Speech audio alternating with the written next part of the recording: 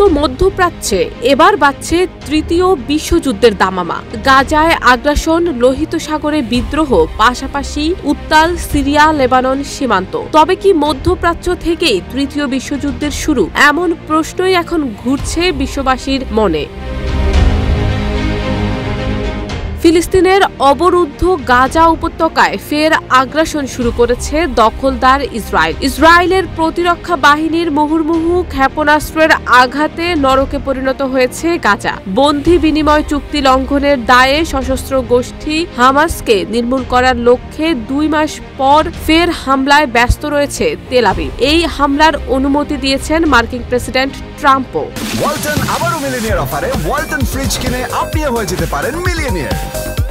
Millionaire ছড়াছড়ি দেশ জুড়ে, এটা শুধু ওয়ালটনই পারে। মোট কথা, মুসলিম বিশ্ব যখন একজোট হওয়ার চেষ্টা করছে, ঠিক তখনই গাজায় ইসরায়েলি আগ্রাসন মধ্যপ্রাচ্যকে আরও উত্তপ্ত করে তুলছে।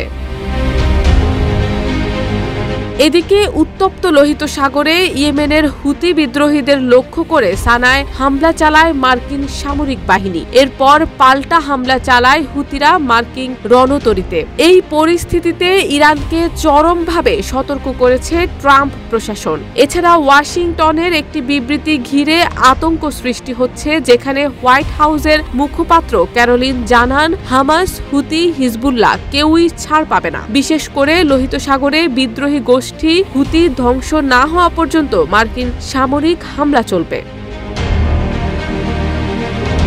এই পরিস্থিতির ফলে নতুন এক সংকটের মুখোমুখি হচ্ছে বিশ্ব। সিরিয়া ও লেবানন সীমান্তেও উত্তেজনা বৃদ্ধি পেয়েছে। সিরিয়া পাচারকারীদের লক্ষ্য করে হামলা চালিয়েছে, যার জবাবে সীমান্তে পাল্টা হামলা শুরু হয়, ফলে হতাহতের ঘটনা ঘটে। সব মিলিয়ে মধ্যপ্রাচ্য আবারও নতুন সংকটে জড়িয়ে পড়েছে বলে আশঙ্কা প্রকাশ করেছেন আন্তর্জাতিক বিশ্লেষকরা।